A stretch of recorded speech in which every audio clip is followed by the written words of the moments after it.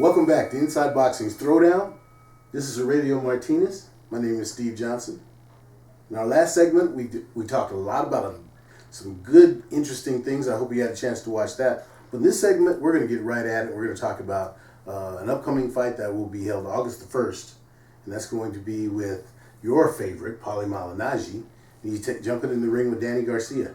Aurelio, this fight has fireworks written all over it. If nothing else, from the mouth fireworks. You know, Angel Garcia, Danny's dad. Yep. Sooner or later, Paulie's going to get under his skin. It hasn't started yet, but sooner or later it's going to start. And you know what? Paulie can talk. And his whole group, I mean, I know because we actually fought against Paulie. Donald. Yes. Donald coming in and we went and fought him. So Paulie's not the kind of guy that you're going to intimidate mouthing off. I mean, exactly.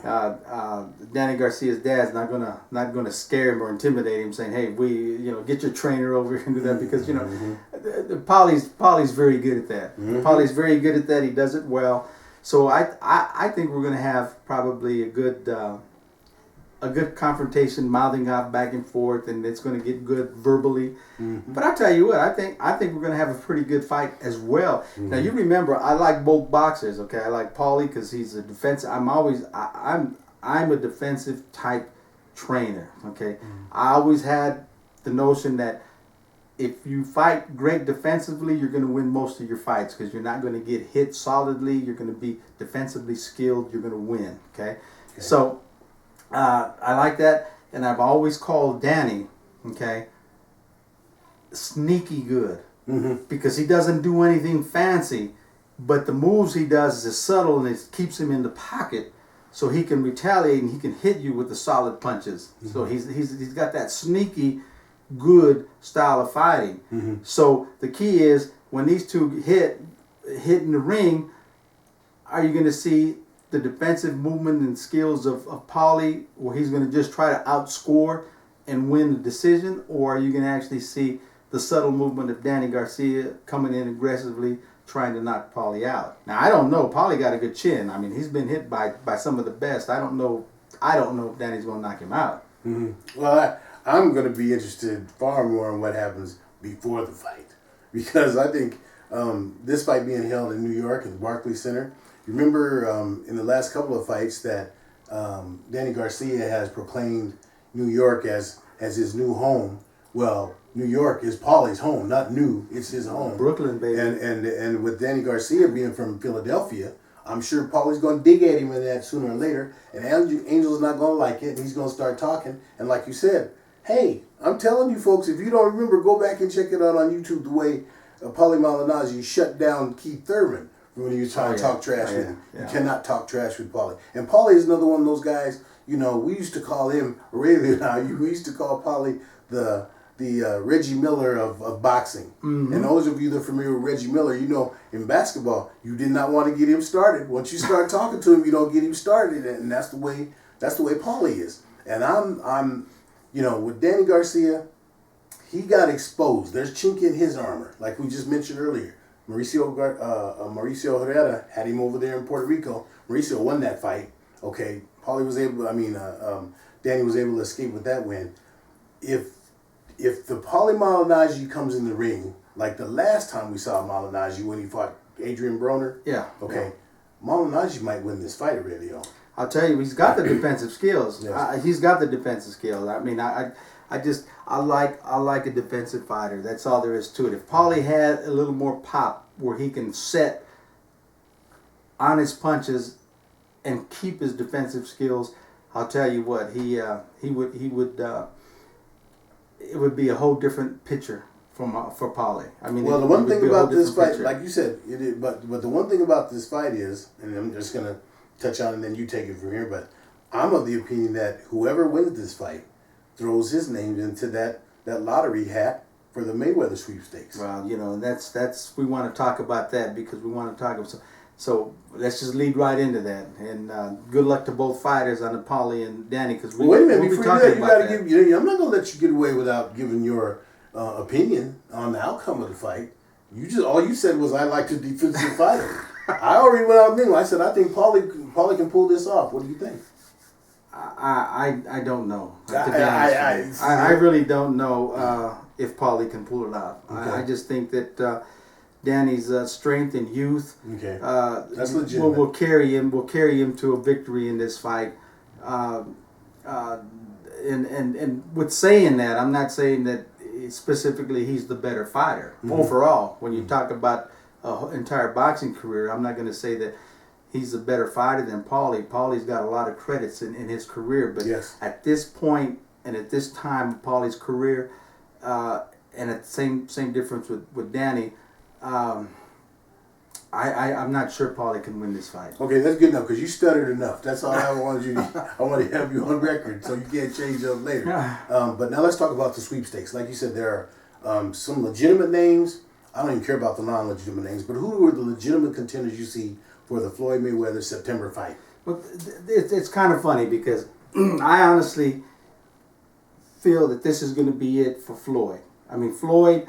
Just the numbers came out in the last pay-per-view fight. Yes. What do you make? Over $200 million. $220 million. I mean, so you take away 30% for the taxes and the IRS and Uncle Sam and all that good stuff. $6 million. You know, so he's still well, what, 1.75 or something like that. That's an awful lot of money. Okay, so he can do what he wants. He can invest in his hotel venture. Put the hotel chains out there. He can invest in his promotional career. He can do anything he wants. You mean you said 1.75? You mean 175? Them are big numbers. $175 million. Yeah. So I honestly don't look forward for Floyd to extend his boxing career. A lot of people say he's going to extend because he's going to want to try to break them records. But the only record he has to worry about is how full his pockets are. Okay. He's done everything he can in boxing, so I don't look forward to that. So now the sweepstakes that you referred to came off. They're coming in and they're talking about everyone wants that last fight because it's the last big opportunity for other fighters to hit the sweepstakes. Now, you know, Amir Khan, you talked about legitimate fighters. Amir Khan's a legitimate fighter, okay? Then you've got... Well, wait a minute. Let's talk about why the ones that we say legitimate. Like you said, Amir Khan, he's legitimate because he brings something to the table. Okay? Oh, yeah. Okay. Yeah.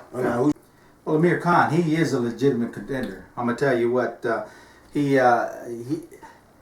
got a following, big following. Yes. You know, where he's from in the United Kingdom, that's going to bring a lot of interest to that fight. You've got, so basically he's a legitimate contender. Now, some of the other legitimate contenders, Steve, I think... We got Kell Brook. We got Sean Porter. We got Andre Berto. There's one other one that I can't think of right now. Well, that's a good point. Yeah, them people you brought, Timothy Bradley. Timothy Bradley. So they all have something to bring to the table. They got a title. They're title holders. I'm not so sure that Floyd cares about titles right now. Well, obviously, we were talking about legitimate in the mix, contenders. So you got that now. Now, I'm just going to be honest with you. You know, with Floyd coming back, I think he's going to go ahead, like I mentioned, he's going to go ahead and finish this last fight, and I think he's going to retire. I think he's going to go ahead and enjoy life. He's going to enjoy life. He's going to, go on a yacht. He's going to enjoy the big life, as he should. I mean, he just made, $200 million. $220 million. Yeah, so I mean, there's no reason for him not to sit back and enjoy life now. He's still young as far as age-wise, Yes. Boxing-wise, he's getting up there, but boy, he's got a lot of life left to enjoy that money. I mean, so why would he take a chance in fighting any of these fighters when really he just has to come up with his last fight,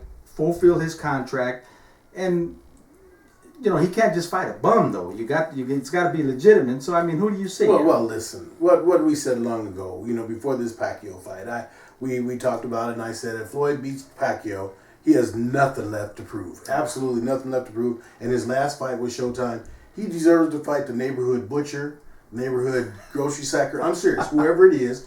And that's why I think that he's going to pick somebody from the Floyd Mayweather stable.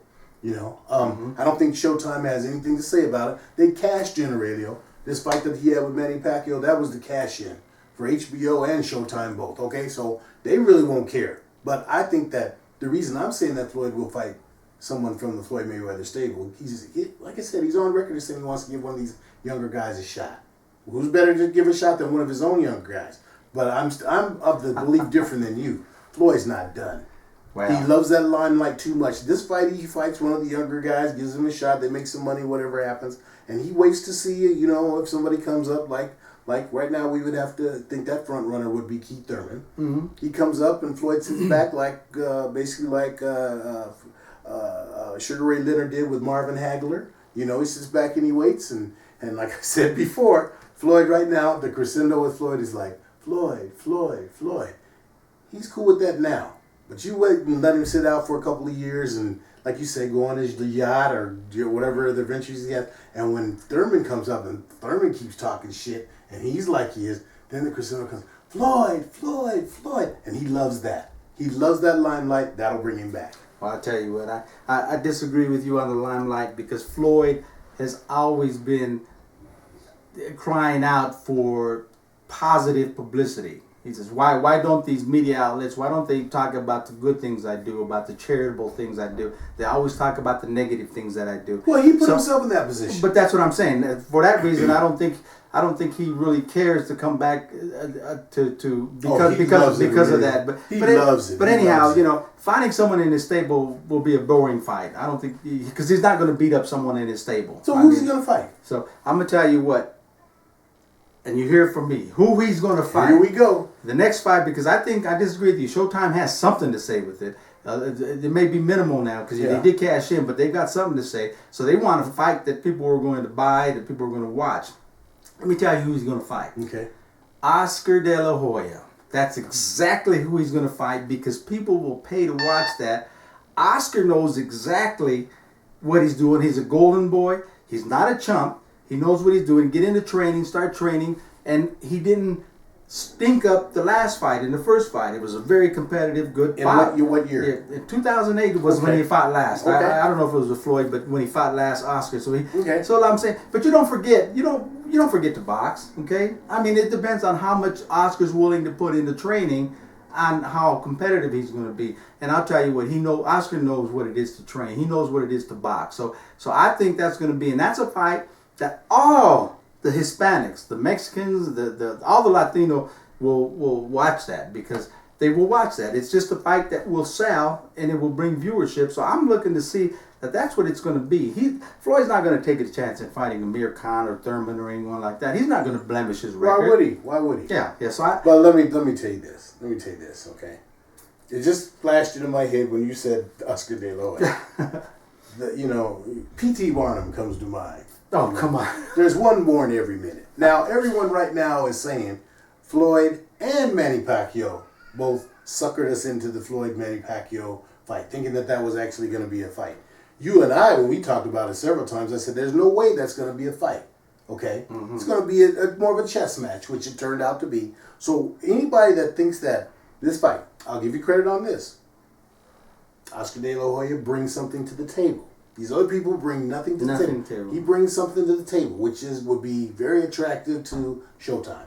Okay, but for people that want to pay for that, I mean, this is a dude. You're talking about Oscar De La Hoya. You're talking about he hasn't forgot how to box. No, between the last time he fought and now, he's drinking, drugging, chasing women. I mean, on a regular basis. Now he's gonna come back and he's gonna be competitive. This is my thing. Yeah, competitive. You think that fight would be competitive? I think Oscar will be competitive. I don't think Oscar can go into a fight and just outright shame himself. I don't think that's in it. Plus, Oscar, like you say about Floyd, Oscar loves the limelight. Mm-hmm. If anything, that's what he misses. He misses that love. And honest to goodness truth, boxing fans love Oscar. I mean, sure, you got your haters out there and this and that, and they show the pictures of him out there doing this and that. Oh, yeah. But the majority, 90% of the boxers love him. He's a golden boy. He won the gold. He represents the United States. I'll tell you what, that fight will sell, and I don't think anyone as far as Showtime or Mayweather anyone will complain about that. I will agree with you. You made an excellent point. Yeah. I can see where the fight would sell to people who just are craving to see Oscar De La Hoya once again, see Floyd Mayweather get in there in what would be a rematch. The fight would suck. The fight would be absolutely horrible. Oscar De La Hoya shouldn't last 5 or 6 rounds with Floyd. One of those Bernard Hopkins shot to the lever, he should be done.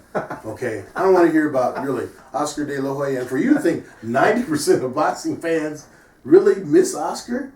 They love him. I'm not saying they miss him. He's been out of the game. I think it's more like 30%. They will jump. The other 70% cannot stand Oscar De La Hoya. This stuff with the fishnets and the girl and the whole thing, first about lying about it, and then coming back and having an epiphany and admitting it, I'm done with him. But anyway. But people that think like that are the people that didn't like him when he was in as a champion.